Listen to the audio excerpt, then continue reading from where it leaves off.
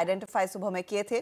चलिए अब हम मार्केट बिग वॉइस की तरफ बढ़ते हैं। हमारे साथ पैसिफिक पैराडाइम एडवाइजर्स की फाउंडिंग पार्टनर पुनीता कुमार सिन्हा जुड़ गई हैं। पुनीता जी good morning.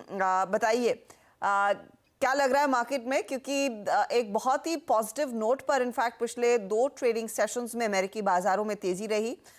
Overall global market से स्पेशली वो रेट्स के क्यूज बेहतर होने लगे हैं। इसका कितना और फायदा भारतीय बाजार कमा सकते हैं? आई थिंक भारतीय बाजार जो है वो काफी हद तक ग्लोबल वीकनेस के कारण हम लोग काफी ज्यादा यहाँ पर बेनिफिट मिला है। तो अगर रेट कट्स यूएस में हुए और बाकी जो कि लैगर्ड इकोनॉमीज हैं, मुझे लगता है उनको थोड़ा फायदा ज्यादा मिलेगा as compare to India, because India की अपनी ग्रोथ स्टोरी यूएस से रेट कट से कोई खास मायने नहीं रखती। हमारा अपना स्ट्रॉन्ग ग्रोथ है, अपना मोमेंटम है, अपने ही हम लोगों को फोकस आरबीआई के पॉलिसी पे करना चाहिए, रादर कि यूएस फेड पॉलिसी पे भी ऑब्वियसली ध्यान देना पड़ेगा, because it impacts liquidity, global liquidity पे फर्क पड़ता है, करेंसी पे फर्क पड़ता है, फॉरेन फ्लोज पे फर्क पड़ता है। पर आई थिंक हम लोगों की मार्केट इतनी स्ट्रांग रही है कि उससे फेड कट से इतना ज्यादा फर्क नहीं पड़ेगा। आप कह रही है फेड कट से इतना फर्क नहीं पड़ेगा, तो हमारे लिए बड़ा ट्रिगर फिर आई गेस इलेक्शंस रहेंगे। लेकिन मनी फ्लो का तो इम्पैक्ट आएगा ही इफ एट ऑल वो फेड रेट कट आता है और इलेक्शन रिजल्ट्स भी और स्टेबिलिटी की तरफ इंडिकेट करते हैं, जिसकी एक झलक हमने ऑफ कोर्स वो राज्य चुनावों के बाद जो तेजी आई है उसमें देख ली है। आप किस स्पेस पर बैंक करना चाहेंगी जब हम इतने बड़े इवेंट्स में उतरने जा रहे हैं? देखिए, इंडियन मार्केट्स जो हैं अभी इतनी स्ट्रांग ग्रोथ स्टोरी हमारी रही है compare to the rest of the world. और वैसे फिर भी फॉरेन इन्वेस्टर्स ने ये मार्केट रैली में इतना पार्टिसिपेट नहीं किया जितना कि हमारे डोमेस्टिक इन्वेस्टर्स ने किया। और डोमेस्टिक इन्वेस्टर्स जो हैं वो जो है कहीं फॉरेन कंट्रीज में इन्वेस्ट नहीं कर सकते। तो उनका जो फ्लो मोमेंटम है वो तो हमारा इंडियन इक्विटी मार्केट्स की तरफ बना रहेगा। फॉरेन फ्लोज थोड़े से इम्प्रूव हो सकते हैं और हो भी रहे हैं जैसे हमने देखा है।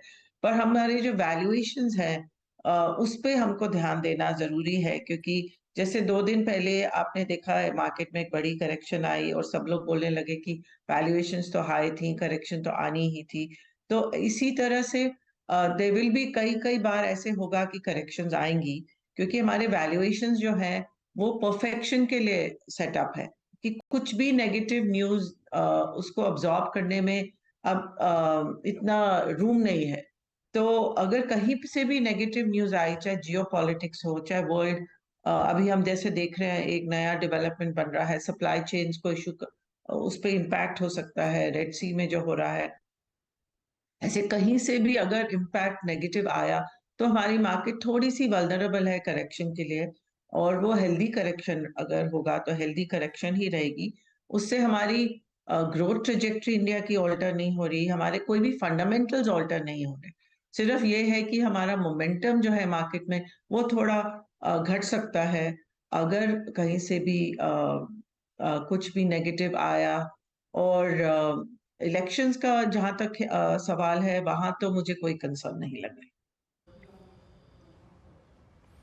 ओके, पॉलिटिकल अगर आप देखें कोई भी आपको इस वक्त कोई दुविधा नज़र नहीं आ रही राजनीतिक तौर पे, लेकिन पुनीता मैम ने एक बात बिल्कुल सही कही कि अब हम इतना चल चुके हैं कि हमारे पास गलती की कोई गुंजाइश नहीं है, और उसका एक प्रतीक आपने एक उसका एग्जाम्पल परसों दिखाई। लेकिन मैम जैसे कि आप बात कर रही हैं कि फॉरेन कैपिटल इंडिया की तरफ फ्लो कर सकती है, और वो क्या चेज़ करेगी आपको इस वक्त चेज़ करने लायक, या फिर वो पैसा जो भारत में आएगा क्या चेज़ करेगा, प्रायोरिटीज़ क्या रहेंगी उस कैपिटल की चेज़ करने के लिए? IT, auto, banks, real estate, आपका व्यू मैम इस पे क्या है और कहाँ हमारे पास स्पेस है अपसाइड में? हाँ, एक तो इंटरेस्टिंग चीज डाइवर्जेंस जो हमने देखी है इंडियन मार्केट में compare to global markets, US markets in particular, वहां पर नैस्डैक बहुत ज्यादा ऊपर गया और यहाँ पर जो हमारा आईटी सेक्टर है वो काफी लैगर्ड रहा है। और जो यूएस में मार्केट्स है वहां पर हमारी जो रैली रही है वो बहुत नैरो रही है। और इंडिया में इनफैक्ट ऑपोजिट है कि बहुत ही ज़्यादा मिड एंड स्मॉल कैप्स में रैली हुई है और लार्ज कैप्स में रैली नहीं हुई इतनी। ऑफ कोर्स हुई है, बट कंपैरेटिवली वहाँ मिड कैप इंडेक्स 40% से ऊपर है, लार्ज कैप इंडेक्स 18% के करीब ऊपर है। तो बहुत ज्यादा डिस्पैरिटी है। और यूएस में उल्टा है, वहां पर अगर रेट कट आएगा या पॉजिटिव सेंटिमेंट आएगा तो रैली ब्रॉड बेस्ड होगी। वहां पर जो जो small concentrated large cap name से मिड एंड स्मॉल कैप्स की तरफ जा सकते हैं। और इंडिया में मेरे ख्याल से ऑपोजिट होगा, क्योंकि यहाँ पर मिड एंड स्मॉल कैप बहुत चले हैं। मिड एंड स्मॉल कैप्स में भी पॉकेट्स ऑफ अट्रैक्टिवनेस है जो रह सकती है, और अगर करेक्शंस आई तो लोग खरीदेंगे। पर लार्ज कैप्स जो है एक लैगर्ड रहे हैं, वहाँ लिक्विडिटी भी ज्यादा है। तो एटलीस्ट फॉरेन इन्वेस्टर्स ज्यादातर मुझे लगता है लार्ज कैप की तरफ आएंगे। और हम आईटी सेक्टर जो है, अगर यूएस में रेट कट हुआ और वहां पे थोड़ी सी इकोनॉमी में इम्प्रूवमेंट आई तो फिर आईटी सेक्टर जो है हमारा, उसमें वैल्यूएशंस भी ठीक है, और रेट कट से, फॉरेन फ्लोज से और वहां के अपने बिजनेस पे भी इम्पैक्ट पॉजिटिव आ सकता है। ओके अच्छा मैम, एक चीज़ मैं पूछूंगा आपसे, एक सवाल, not exactly from A point of view कि भाई इसे बाय करना चाहिए नहीं करना चाहिए, बट हिस्टोरिकली हमारे यहाँ भारतीय बाज़ारों में हमेशा प्राइवेट बैंक्स एक आई थिंक डिफरेंशियल कमांड करते थे, एक डिफरेंशियल वर्सेस पीएसयू बैंक्स। अब वो मैनेजमेंट क्वालिटी, साथ ही साथ उनकी एसेट्स क्वालिटी, उनकी कार्य प्रणाली, हर चीज़ के मद्देनज़र मैम ये बीते 1.5 साल में 2 साल में जो अंतर आया है, उसके बाद आज हम देख रहे हैं कि Nifty PSU bank index all time high पे खड़ा है। स्ट्रक्चर स्टॉक्स जो है वो 52 week high, all time high पर हैं। वो जो डिफरेंशियल था वाकई जो ख़त्म हुआ है, उसको आप एक सराहनीय मानती हैं, और आपको लगता है कि अब यहाँ से अगले 1-1.5 वर्षों में ये स्टॉक्स, पीएसयू बैंक्स के स्टॉक्स जो हैं वो और एक अच्छा मूव ले सकते हैं, स्पेस है वहाँ पे? हाँ, मेरे ख्याल से एक तो फाइनेंशियल एक सेक्टर है जहां पर अभी काफी अपसाइड की गुंजाइश है। और वहां पर पीएसयू की वैल्यूएशन जो है वो काफी कम है कंपेयर टू द प्राइवेट। तो वहां पे वैल्यूएशन जो डिस्पैरिटी है वो नैरो हो सकती है। तो मेरे हिसाब से PSU not just in the banking sector but और सेक्टर्स में भी हमने देखा है पीएसयूज में रैली हुई है। और क्योंकि इंडियन वैल्यूएशन इतने हाई हैं, सब लोग ढूंढ रहे हैं कि कहाँ पर पॉकेट ऑफ लो वैल्यूएशन मिले। और लो वैल्यूएशन जो है वो पीएसयूज में, पर्टिकुलरली पीएसयू बैंक्स में दिख रही है। और ग्रोथ में कोई इतना फर्क नहीं है।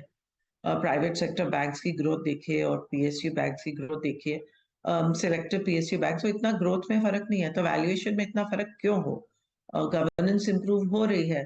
तो मेरे ख्याल से ये स्पेस ठीक रहेगी। और आपने और भी पूछा था और कौन सी स्पेस अच्छी है।